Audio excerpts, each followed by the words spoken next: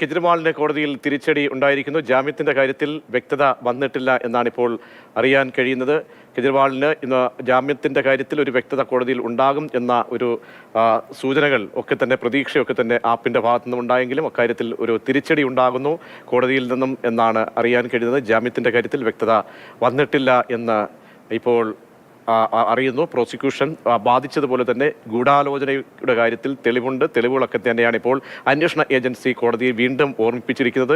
ഈ സാഹചര്യത്തിൽ digital evidence അടക്കം ഈ കെജ്രിവാളിന്റെ ഗൂഢാലോചനയുമായി ബന്ധപ്പെട്ട് നേരിട്ടുള്ള പങ്ക് സംബന്ധിച്ചൊക്കെയുള്ള കാര്യങ്ങൾ ഇപ്പോൾ കോടതിയിൽ നേരത്തെ തന്നെ അന്വേഷണ ഏജൻസി ചൂണ്ടിക്കാട്ടിയിരുന്നു. ഇതൊക്കെ പരിഗണനയ്ക്ക് വരുമ്പോൾ ഗൂഢാലോചനയ്ക്ക് തെളിവുണ്ട് എന്ന് സ്ഥാപിച്ച് കാര്യങ്ങൾ കോടതിയെ ബോധിപ്പിക്കുകയാണ് ഇപ്പോൾ അന്വേഷണ ഏജൻസി ചെയ്തിരിക്കുന്നത്. കെജ്രിവാളിന് അങ്ങനെ തിരിച്ചടി ഉണ്ടാകുന്നു കോടതിയിൽ നിന്ന് എന്നാണ് നമുക്കിപ്പോൾ ഈ ഘട്ടത്തിൽ അറിയാൻ കഴിയുന്നത്. അരുൺ അമർനാഥ് വാർത്തയുടെ വിശദാംശം അർജുൻ വാർത്തയുടെ വിശദാംശങ്ങൾ നൽകാൻ ചേരുന്നു. അർജുൻ, കോടതിയിൽ നിന്നും കാര്യങ്ങൾ അറിയിപ്പായി മറ്റോ വന്നിട്ടുണ്ടോ? എന്താണിപ്പോൾ നമുക്ക് സ്ഥിരീകരിക്കാൻ കഴിയുന്നത്? ജാമ്യത്തിന്റെ കാര്യത്തിൽ എന്തെങ്കിലും പരാമർശം നടത്തിയിട്ടുണ്ടോ കോടതിയുടെ ഭാഗത്തു നിന്നും?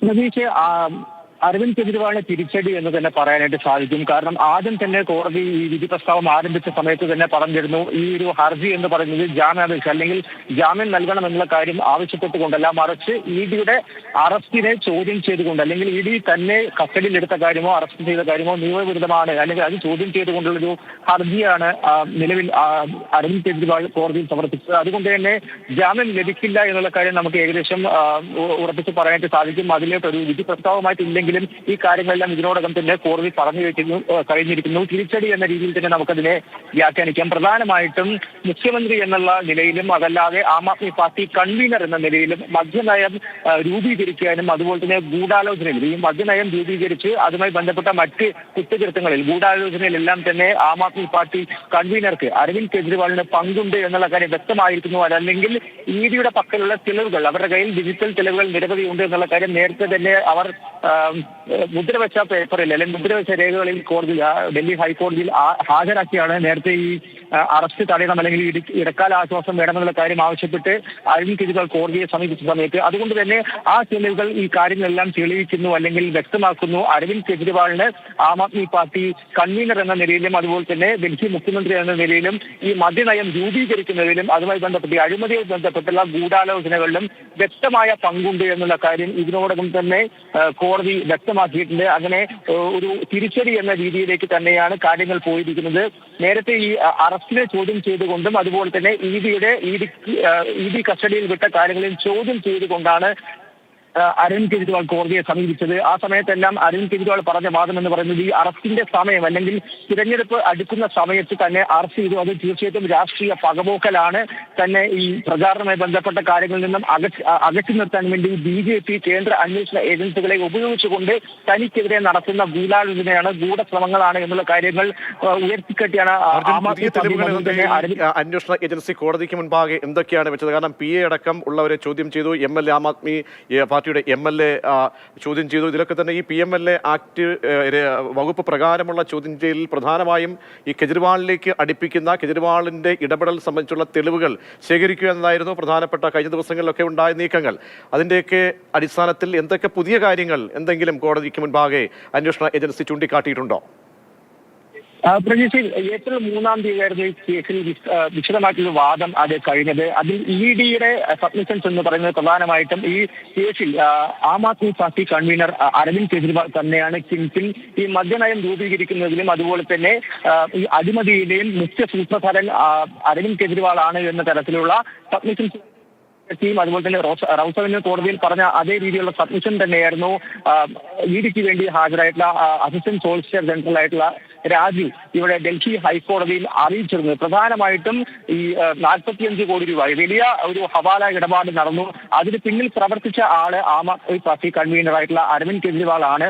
അതിൽ 45 കോടി രൂപ ഗോവയിലെ തിരഞ്ഞെടുപ്പുമായി ബന്ധപ്പെട്ട് വിനിയോഗിച്ചു എന്നുള്ള കാര്യം തന്നെയാണ് ഡൽഹി ഹൈക്കോടതിയും അറിയിച്ചിരിക്കുന്നത്. ഇതിൽ വ്യക്തമായിട്ടുള്ള തെളിവുകൾ, അതായത് വാട്സ്ആപ്പ് ചാറ്റുകൾ, കോൾ റെക്കോർഡിംഗുകൾ, ഈ ഗൂഢാലോചനയ്ക്ക് തെളിവുണ്ട് എന്ന് കോടതി പറയുമ്പോൾ ED അന്വേഷണ ഏജൻസി ഈ ഡിജിറ്റലായിട്ടും മറ്റ് മെറ്റീരിയൽ എവിഡൻസ് ഒക്കെ തന്നെ കോടതിക്ക് മുൻപാകെ ചൂണ്ടിക്കാട്ടിയ കാര്യങ്ങളെല്ലാം കോടതിക്ക് ബോധ്യമാകുന്നു. അങ്ങനെയെങ്കിൽ കൂടുതൽ തിരിച്ചടിയിലേക്ക് പോകുന്നു?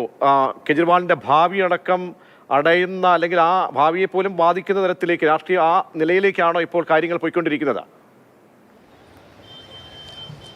തീർച്ചയായിട്ടും അങ്ങനെ വ്യാഖ്യാനിക്കാം. കാരണം ഈ ഒരു കേസിൽ അല്ലെങ്കിൽ ഈ ഒരു ഹർജി വലിയ രീതിയിൽ ആശ്വാസം ലഭിക്കുമെന്നുള്ള പ്രതീക്ഷ ആം ആദ്മി പാർട്ടിക്ക് പ്രധാനമായിട്ടും വക്താക്കൾക്കും നേതാക്കൾക്കും അടക്കം ഉണ്ടായിരുന്നു എന്ന് തന്നെ പറയാനായിട്ട് സാധിക്കും. പക്ഷേ നേരത്തെ അരവിന്ദ് കെജ്രിവാൾ ഡൽഹി ഹൈക്കോടതിയെ തന്നെ ഈ തിരഞ്ഞെടുപ്പ് അടുക്കുന്ന സമയത്ത് തന്നെ അറസ്റ്റ് ചെയ്യുന്ന അടക്കം, അതായത് അത്തരത്തിലുള്ള നടപടികളിൽ ഒരു താൽക്കാലിക സ്റ്റേ വേണമെന്ന ആവശ്യം ഉന്നയിച്ചുകൊണ്ടായിരുന്നു നേരത്തെ ഡൽഹി ഹൈക്കോടതിയെ സമീപിച്ചിരുന്നത്. അന്ന് ഇ ഡിയുടെ വാദം കേട്ട് ഈ അരവിന്ദ് കെജ്രിവാളിനെതിരെ ഇ ഡി ഉന്നയിക്കുന്ന തെളിവുകൾ മുദ്രവെച്ച പേപ്പറിൽ മുദ്രവെച്ച ഫയൽ ഹാജരാക്കാൻ വേണ്ടി ഡൽഹി ഹൈക്കോടതി ആവശ്യപ്പെട്ടിരുന്നു. ആ രേഖകൾ പരിശോധിച്ച ശേഷമാണ് അങ്ങനെ ഇടക്കാല ആശ്വാസം കൊടുക്കാതിരിക്കുകയും അന്ന് രാത്രി തന്നെ മാർച്ച് 21 രാത്രി തന്നെ ഇ ഡി അരവിന്ദ് കെജ്രിവാളിൻ്റെ അറസ്റ്റ് രേഖപ്പെടുത്തുകയും ചെയ്തു. പിന്നീട് 2 തവണ ഇ ഡി കസ്റ്റഡിയിൽ വിട്ടു. ഇപ്പോൾ ഏപ്രിൽ 15 വരെ ജുഡീഷ്യൽ കസ്റ്റഡിയിൽ തിഹാർ ജയിലിലാണ് ആം ആദ്മി പാർട്ടി കൺവീനറും ഡൽഹി മുഖ്യമന്ത്രിയായിട്ടുള്ള അരവിന്ദ് കെജ്രിവാൾ തുടർന്നുകൊണ്ടിരിക്കുന്നത്. ഈ ഒരു സാഹചര്യത്തിലാണ് അറസ്റ്റിനെ ചോദ്യം ചെയ്തുകൊണ്ട് നേരത്തെ സുപ്രീം കോടതിയെ സമീപിച്ചതെങ്കിലും ആ ഹർജി പിൻവലിച്ചുകൊണ്ട് ഡൽഹി ഹൈക്കോടതിയെ സമീപിച്ചത്. അതിലൊരു ആശ്വാസം ലഭിക്കുമെന്നുള്ള കാര്യം അഭിഷേക് മനു സിംഗ്വി അടക്കം ആം ആദ്മി പാർട്ടി നേതാക്കൾക്കും വക്താക്കൾക്കും മറ്റ് മന്ത്രിമാർക്കും ഉൾപ്പെടെ ഉണ്ടായിരുന്നു. അവർ പലവട്ടം അത് പ്രകടിപ്പിച്ചൊരു കാര്യം കൂടിയാണ്. അടിസ്ഥാനത്തിൽ തന്നെയാണ് അതിൽ അരവിന്ദ് കെജ്രിവാൾ ഈ മദ്യനയം രൂപീകരിക്കുന്നതിലും അതിന് പിന്നിലെ ഈ അഴിമതിയെ ബന്ധപ്പെട്ട് അതിന് പിന്നിലെ ഗൂഢാചരണങ്ങളിലും കൃത്യമായ തെളിവുണ്ട് എന്നുള്ള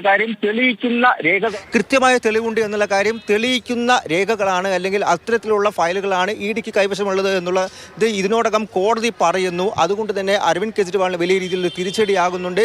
തീർച്ചയായിട്ടും ആം ആദ്മി പാർട്ടിയുടെ ഭാവിയും ആ രീതിയിൽ തന്നെ ഒരു തുലാസിലാകുന്ന രീതിയിലേക്കാണ് ഇപ്പോൾ കാര്യങ്ങൾ പോയിരിക്കുന്നത്. അരവിന്ദ് കെജ്രിവാൾ ഏപ്രിൽ 15 വരെ ജുഡീഷ്യൽ കസ്റ്റഡിയിൽ തിഹാർ ജയിലിൽ തന്നെ തുടരേണ്ടി വരും. അതിനുശേഷം തന്നെയായിരിക്കും മറ്റു കാര്യങ്ങൾ കോടതിയിൽ ഹാജരാക്കുകയും തുടർന്ന് അരവിന്ദ് കെജ്രിവാളിന്റെ ഭാവി എങ്ങനെ പോകുമെന്നുള്ള കാര്യത്തിലും ഒരു വ്യക്തത വരേണ്ടത്. തീർച്ചയായും ഇ ഡിയുടെ ഈ അറസ്റ്റും കസ്റ്റഡിയിൽ വിടലും റിമാൻഡ് ചെയ്യലും ഒക്കെ ചോദ്യം ചെയ്തിട്ടുള്ള ഹർജിയാണല്ലോ അർജുൻ. അതിലാണല്ലോ ആ ഹർജിയുമായിട്ടാണല്ലോ കെജ്രിവാൾ എത്തുന്നത്. അവിടെ ഈ ഭരണഘടനാ തത്വങ്ങളെയൊക്കെ ലംഘിച്ചുകൊണ്ട് തിരഞ്ഞെടുപ്പ് കാലത്ത് നീതിയുക്തമല്ലാത്ത രീതിയിലേക്ക് ഈ അറസ്റ്റ് പോകുന്നതടക്കമുള്ള കാര്യങ്ങൾ ചൂണ്ടിക്കാട്ടിയിരുന്നു. അപ്പോൾ ഇതൊന്നും കോടതി മുഖവിലയ്ക്ക് എടുക്കുന്നില്ല. ഇവിടെ എവിഡൻസിൽ ഊന്നിയുള്ള ആ കാര്യങ്ങൾ മാത്രമാണ് എവിഡൻസ്, ഇ ഡി മുന്നോട്ട് വെച്ച എവിഡൻസ് മുൻനിർത്തി മാത്രമാണ് കോടതി ഇപ്പോൾ കാര്യങ്ങളെ വിലയിരുത്തിയിരിക്കുന്നത്, അല്ലേ അർജുൻ? തീർച്ചയായിട്ടും അതിൽ പ്രധാനമായിട്ട് എടുത്തു പറയേണ്ട ഒരു കാര്യമെന്ന് പറയുന്നത് ഒരു മുഖ്യമന്ത്രി എന്ന നിലയിലോ അല്ലെങ്കിൽ ആം ആദ്മി പാർട്ടി അല്ലെങ്കിൽ ഒരു ദേശീയ പാർട്ടി കൺവീനർ എന്ന നിലയിലോ അരവിന്ദ് കെജ്രിവാളിന് മറ്റൊരു നിയമം, ഒരു സാധാരണക്കാരന് മറ്റൊരു നിയമം എന്നുള്ള കാര്യം എടുക്കാൻ പറ്റില്ല എന്നുള്ളതാണ്. ഒരു സിറ്റിംഗ് മുഖ്യമന്ത്രി അറസ്റ്റിലാവുന്നത് നമ്മുടെ രാജ്യത്ത് ഒരു പക്ഷേ ആദ്യമായിട്ടാണ്. ആ കാര്യം കൂടി ഈ ഹർജിയിൽ ഡൽഹി ഹൈക്കോടതിയിൽ അരവിന്ദ് കെജ്രിവാൾ ചൂണ്ടിക്കാണിച്ചിരുന്നു. അറസ്റ്റ് നിയമവിരുദ്ധമാണ്, ഈ തിരഞ്ഞെടുപ്പ് അടുക്കുന്ന സമയത്താണ് തന്നെ അറസ്റ്റ് ചെയ്തത് എന്നുള്ള കാര്യങ്ങൾക്കുൾപ്പെടെ ഒരു സിറ്റിംഗ് മുഖ്യമന്ത്രി അറസ്റ്റ് ചെയ്യുന്ന രീതിയിലേക്ക് കാര്യങ്ങൾ പോയിരിക്കുന്നു, ജനാധിപത്യത്തെ പോലും ചോദ്യം ചെയ്യുന്ന രീതിയിലേക്ക് കാര്യങ്ങൾ പോയിരിക്കുന്നു എന്നുള്ള കാര്യങ്ങൾ കൂടി ഉൾപ്പെടുത്തിയാണ് അരവിന്ദ് കെജ്രിവാളിന്റെ ഭാഗം ഹർജി ഡൽഹി ഹൈക്കോടതിയെ സമീപിച്ചത്. അതിന് എതിർവാദം ഉന്നയിച്ചുകൊണ്ട് ഇ ഡിയുടെ സബ്മിഷൻസ് എന്ന് പറയുന്നത് മുഖ്യമന്ത്രി എന്ന നിലയിലോ അല്ലെങ്കിൽ ഒരു ദേശീയ പാർട്ടി കൺവീനർ എന്ന നിലയിലോ അരവിന്ദ് കെജ്രിവാളിനെതിരെ അറസ്റ്റ് ചെയ്യരുത് അല്ലെങ്കിൽ അരവിന്ദ് കെജ്രിവാളിനെ കസ്റ്റഡിയിൽ എടുക്കരുത് എന്നുള്ള കാര്യങ്ങൾ ഒരു നിയമത്തിലും പറയുന്നില്ല. ഈ രാജ്യത്തെ ഏതൊരു വ്യക്തിക്കും അനുശാസിക്കുന്ന അല്ലെങ്കിൽ ഏതൊരു വ്യക്തിയും പാലിക്കേണ്ട അതേ നിയമം തന്നെയാണ് അരവിന്ദ് കെജ്രിവാളിനും ബാധകമാകുന്നത്. അതുകൊണ്ട് ഒരു തരത്തിലും ഒരു സംസ്ഥാനത്തിൻ്റെ മുഖ്യമന്ത്രി എന്ന നിലയിൽ അരവിന്ദ് കെജ്രിവാളിനെ അറസ്റ്റ് ചെയ്യാതിരിക്കാൻ വേണ്ടിയിട്ടുള്ള കാരണങ്ങൾ തങ്ങൾക്ക് മുന്നിലില്ല. അരവിന്ദ് കെജ്രിവാളിനെ കസ്റ്റഡിയിൽ വേണം, അദ്ദേഹത്തെ ചോദ്യം ചെയ്യണം. അതിന് കൃത്യമായിട്ടുള്ള തെളിവുകൾ തങ്ങൾക്ക് പക്കലുണ്ട്.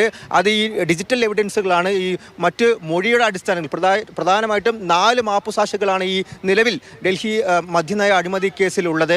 അവരുടെ മൊഴിയുടെ അടിസ്ഥാനത്തിലും ഒപ്പം തന്നെ ഡിജിറ്റൽ തെളിവുകൾ, വാട്സാപ്പ് ചാറ്റുകൾ, കോൾ റെക്കോർഡിങ്ങൾ, വീഡിയോ കോൾ റെക്കോർഡിങ്ങൾ, വളരെ പ്രധാനപ്പെട്ട ഒരു ചോദ്യമുള്ളത്, കാരണം സമാനമായിട്ടുള്ള കേസുകളിലൊക്കെ പ്രതി ചേർക്കപ്പെട്ടവരൊക്കെ ഇപ്പോഴും പുറത്തേക്ക് വന്നിട്ടില്ല. അവിടെയാണ് ഈ നയരൂപീകരണത്തിലടക്കം മദ്യനയവുമായി ബന്ധപ്പെട്ട് നേരിട്ടുള്ള കെജ്രിവാളിന്റെ ഇടപെടൽ. അവിടെ പ്രധാനപ്പെട്ട ഈ കേസിനെ വളരെ ബലപ്പെടുത്തുന്നത് അല്ലെങ്കിൽ കെജ്രിവാളിന് തിരിച്ചടിയാകുന്നത് ഈ ഗൂഢാലോചന, കോൺസ്പിറസിയിൽ അദ്ദേഹത്തിന്റെ പങ്ക് ഉണ്ട് എന്ന് കോടതി കൂടി സമ്മതിക്കുന്ന ഒരു ഘട്ടത്തിൽ ഭാവി കുറച്ച് അല്പം തുലാസിലേക്ക് പോകുന്നു. അങ്ങനെ കാരണം അകമഴിഞ്ഞ പിന്തുണയാണിപ്പോൾ AAP നൽകിയിരിക്കുന്നത്. മുഖ്യമന്ത്രി പദത്തിൽ ജയിലിൽ ഇരുന്നു കൊണ്ട് തന്നെ തുടരട്ടെ എന്നുള്ളതാണ്. അപ്പോൾ കാര്യങ്ങൾക്ക് കുറച്ചുകൂടി പ്രതിസന്ധിയിലേക്ക് പാർട്ടിയെ സംബന്ധിച്ചോളം, കെജ്രിവാളിനെ വ്യക്തിപരമായി സംബന്ധിച്ചോളം മുന്നോട്ട് പോവുകയാണ്, അല്ലേ?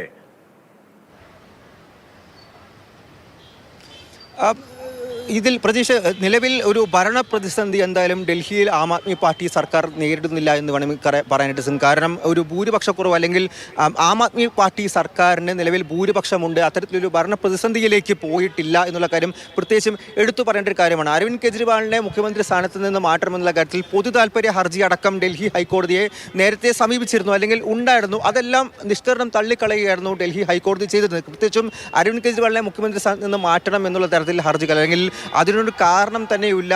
അദ്ദേഹത്തിന് വ്യക്തമായിട്ടുള്ള ഭൂരിപക്ഷമുണ്ട്, അങ്ങനെ നിയമം അനുശാസിക്കുന്നില്ല അറസ്റ്റിലായതുകൊണ്ട്, അല്ലെങ്കിൽ ആ ഒരു കാരണം ചൂണ്ടിക്കാട്ടി അരവിന്ദ് കെജ്രിവാളിനെ അല്ലെങ്കിൽ മുഖ്യമന്ത്രി സ്ഥാനത്ത് നിന്ന് മാറ്റണമെന്നുള്ള കാര്യങ്ങൾ കുറച്ചുകൂടി വഷളാവുകയാണെങ്കിൽ ആക്ടിംഗ് CM അല്ലെങ്കിൽ ഒരു ആക്ടിംഗ് മുഖ്യമന്ത്രിയെ ഉൾപ്പെടെ വെച്ച് അരവിന്ദ് കെജ്രിവാളിനെ മുഖ്യമന്ത്രി സ്ഥാനത്ത് നിന്ന് മാറ്റാതെ ഈ ഭരണം ഉൾപ്പെടെയുള്ള കാര്യങ്ങൾ മുന്നോട്ട് കൊണ്ടുപോകാൻ ആം ആദ്മി പാർട്ടി സർക്കാരിന് സാധിക്കും.